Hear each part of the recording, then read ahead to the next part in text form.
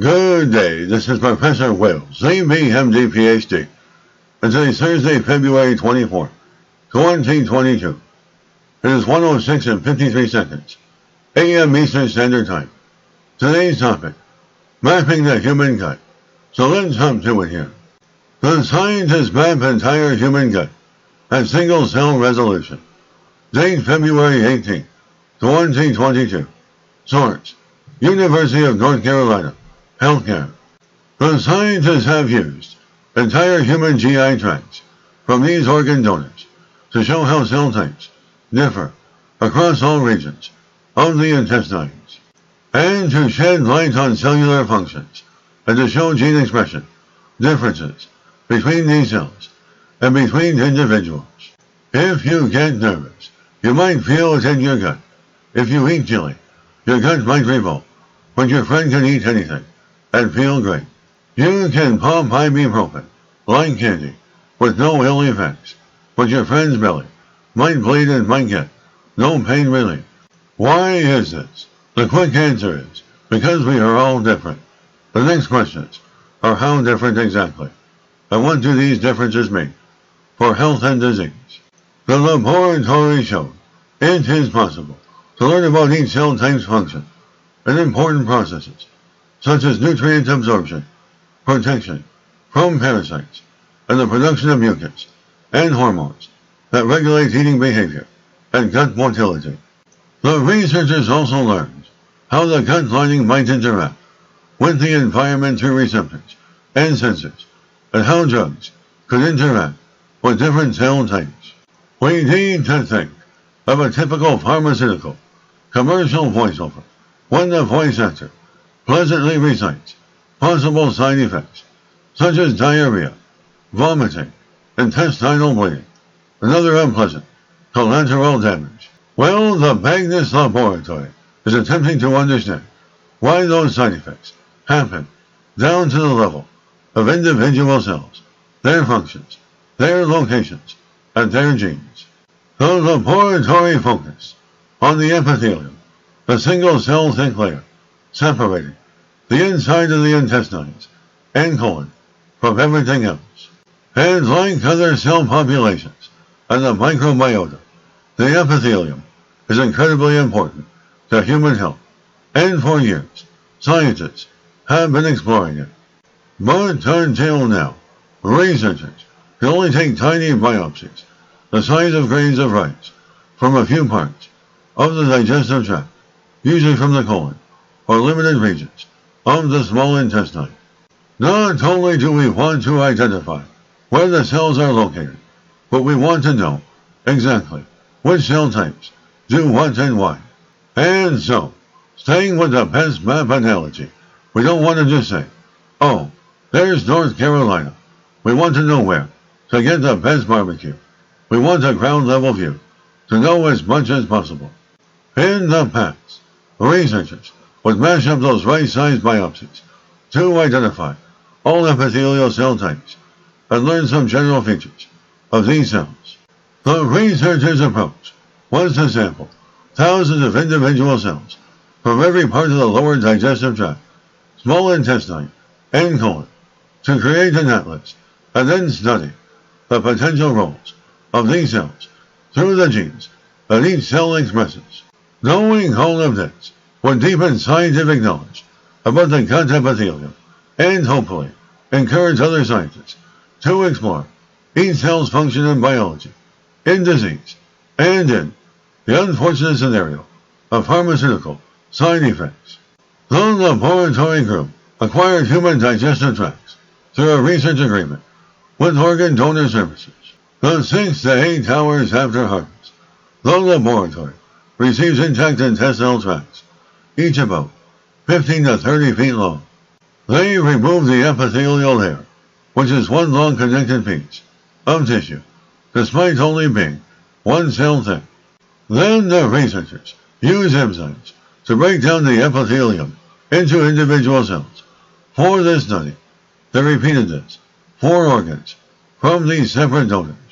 Using sequencing technology to characterize gene expression, the laboratory group first extracts RNA from each cell while keeping each cell separate, and then they run single-cell sequencing, which takes a snapshot of which genes each intestinal cell is expressing and how much.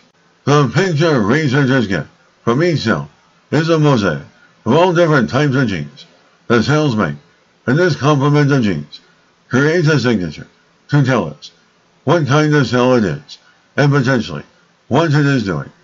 Is it a stem cell, or a mucus cell, or a hormone-producing cell, or an immune-signaling cell? The researchers were able to see the differences in cell types throughout the entire digestive tract, and they can see different gene expression levels in the same types from 3 different people. Researchers can see the different sets of genes turned on or off in individual cells. This is how, for instance, we might begin to understand why some people form toxicity to certain foods or drugs and some people don't. A major problem with this kind of research is the sheer amount of data produced. The single-cell sequencing picks up about 11,000 reads for individual samples of gene products in just one cell, and in many thousands of individual cells, each with different combinations for the 20,000 plus human genes that are turned on or off. And this creates almost 140 million data points for all the 12,590 cells in the study that have to be put into visuable format so that the scientists can make sense of the vast amounts of information. The human brain can only comprehend 2 dimensions. 3 is challenging, and time, and it is even trickier to comprehend what a single cell is up to. The amount of data, though experiments produced, was basically millions of dimensions all at once. Researchers devised computational techniques to filter the data to produce a manageable data set that included cell populations from all portions of the GI tract. Researchers had already learned of each cell type, then could computationally identify each cell type from each region, then plotted the data in a manner that humans can understand and interpret. Reigning in the immense data allowed the scientists to learn a lot about each cell. Consider the tough cell discovered 40 years ago, and its own name because they look as if they have tufts of hair on their surface. It turns out these tough cells express similar genes as those on taste buds on the tongue. Other researchers discovered that these tough cells sense warm infections and send signals to the immune system to begin waging war.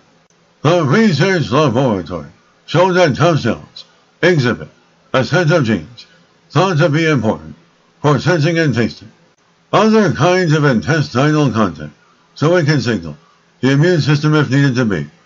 This would represent a much broader function than sensing if there's a parasite in your gut or not. Not only did researchers describe every single cell type and every single gene they express individually, but they also look at potential functions. Researchers say if you look at intestinal mucus, which is a complex mixture that protects the cells, they show which cells express various mucus proteins, how much, and in which regions of the digestive tract. Researchers look at where specific enzymes that digest food are expressed. They look at cells with anti-inflammatory gene expression and synapse genes, where the gut is probably connected to nerves so it can talk to the rest of the body. They looked at aquaporins, proteins involved in transferring water through the intestinal membrane. For instance, there's a class of drugs to treat inflammatory bowel disease. They are designed to hit specific targets, certain immune cells that trigger inflammation.